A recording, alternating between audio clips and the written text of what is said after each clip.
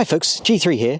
I've been having trouble with the driver's door on my Tesla Model S. It's a 2015 edition, the 85 kilowatt hour battery. The problem I've been having is that the driver's door handle and the passengers will be presented, but they don't actually work. There's no movement to it and it won't disengage the door and open it. And this obviously is causing a problem because it means that I can't get into the car on the driver's side. I have to go through the passenger side and either scoot across the seat or open the door from there and get in on the driver's side, because the door can be opened from the inside. It also, at the moment, the control panel for the electric windows isn't working either, so none of those buttons work. They won't engage either the driver's side or passenger side windows from there. I can operate the passenger side window using the switch on that side. That's still working. It's anything that's doing electrical on this side. It is opening the side mirror. That is still working, so that is coming out okay. But I have no control of the handle or the windows on this side. I have taken a few steps to try and fix it. Cleveland Auto have come out to replace part of the wiring looms. They changed part of the wiring to see if that would resolve the issue. Unfortunately, it didn't work on that occasion. As is often the case with cars and trying to get things working, you might not necessarily know exactly what the issue is. You think roughly where it is, so you need to try and make that change to see if it helps, and it didn't. So unfortunately, that wasn't effective. I had got a quote from Tesla themselves, and they had done some remote diagnostics saying that the wiring loom would need to be changed and a couple of different control mechanisms. The total bill came to around about £750 because their hourly rate, I think, is £160 an hour and parts, so it wasn't cheap, which is why I went down the route of seeing if Cleveland were able to fix it in the interim. So it would have been a worthwhile fix had it worked. It didn't, so I've had Tesla remote service out to work on that. They did come out to have a go and believed that they had worked out where the issue was, but the wrong part had been ordered and they had the wrong part with them. They needed a wiring loom and also a door control module, and they had the wrong door control module. So we had to rebook the work for the following week, and they are coming back today to change I believe the wiring loom and the door control module to see if that will fix it. Now obviously this isn't ideal. It's taken quite some time to resolve because initially I wanted to see whether we could resolve it without using Tesla. Then it took time to get Tesla out, and they'd ordered the wrong part, so then it was another delay. So it's been quite a frustrating process so far.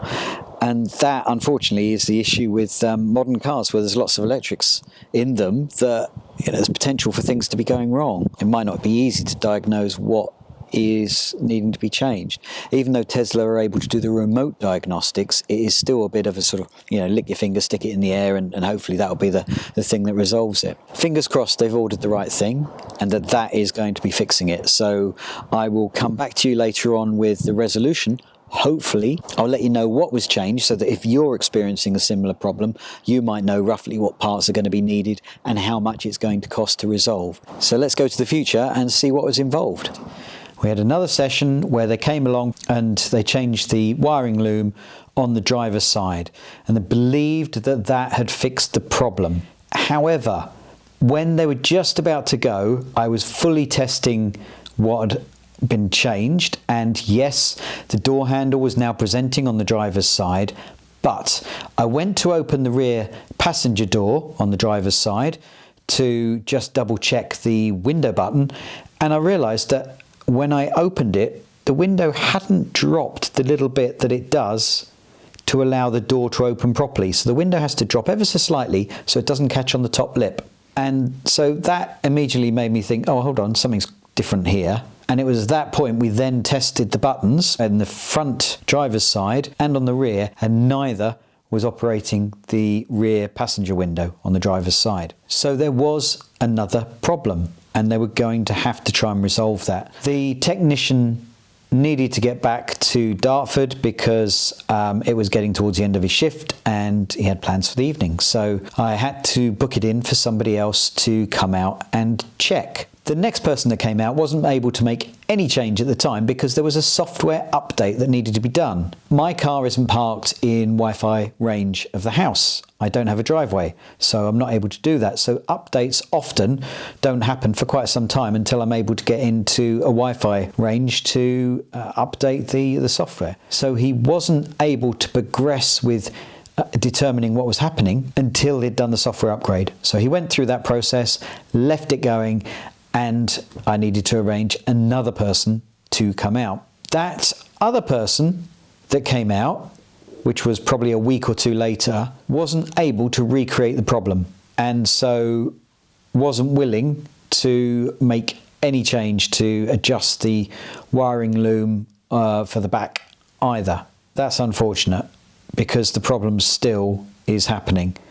Even now it's progressed so that the passenger side front door isn't presenting the handle at all. The rear on that side is, and both the driver's side and the rear on the driver's side, the door handle's being presented and working fine. The electric window buttons are working intermittently. So sometimes I might drop a window slightly and then not be able to get it back up again for a little while until one of the buttons is working okay. Now, they had speculated that there were issues with the wiring loom so that when the door was open, it might be causing a problem because of pinching on the wires, but when closed, it should be okay. That doesn't appear to be the case because the wiring loom has been changed on the driver's front side, but the button isn't working.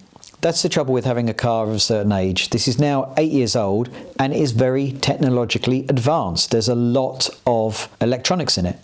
So whereas you don't have a mechanical door handle, you've got this very clever handle that presents itself, and you have a pool of light on the floor at night to welcome you in. There's a lot of electronic parts there that can go wrong.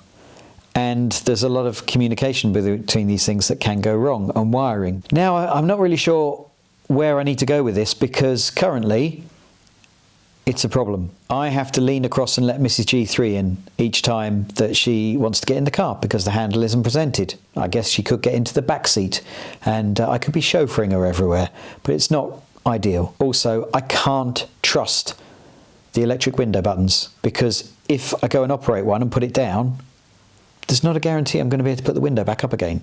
And if it's chucking down with rain, I don't really want to be having that issue. So what happens when I pull up to a car park barrier that I need to get the paper ticket from or something like that? I'm going to be concerned on those occasions. We are going to be disappearing on holiday for a few weeks. And so I'm not in a position to follow up with Tesla to let them know about these issues. So when we return from holiday, I will then follow up and get that booked in.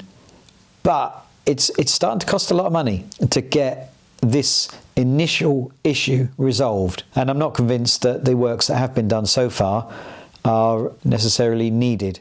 It definitely seems a case of, like in the old days, with when you're trying to repair a car yourself, you try something. If that doesn't work, you try something else. And there's a lot of parts that end up getting replaced that didn't need to be. And it's feeling that way at the moment. I can't cut my losses with the car either because the way that the used car market has gone, the value of the car has gone down in line with what I still owe on finance. I just wouldn't really have the opportunity to change that in. So at the moment, it is a better scenario for me to keep driving the car as it is with the problems and not progressing with getting those fixed because of cash flow around those changes. Over the last month or so, I've probably spent £800-900 on trying to get this resolved, and it hasn't happened. And that's a lot of money that I don't want to be paying out. So there we go. That's an update for you. I was expecting this video to be slightly different. I thought it was going to chart the progress of fixing this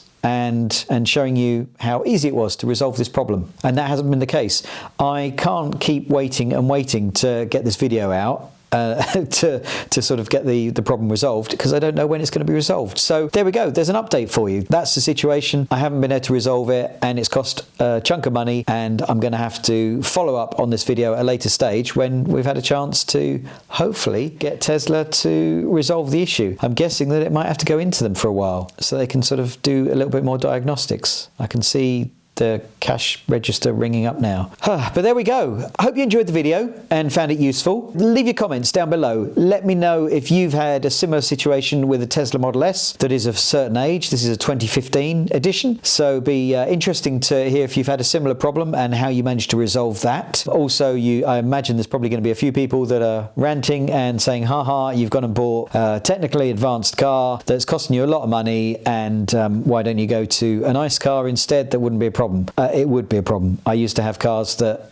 had equal issues that needed a lot of money thrown at them. It's nothing to do with the fact that it's a Tesla or anything like that. It's a fact that there is electrical things with this car that can go wrong, just same with any other advanced car that has electrical issues. Up next, I've got this video that I think you might find useful. And if you haven't done so already, then why not subscribe to the channel? It'd be much appreciated. And click the bell icon so you get notified when I load up a new video. Well, thanks for watching, folks. Until next time, bye. And click the bell icon so you get notified when I load up a new video.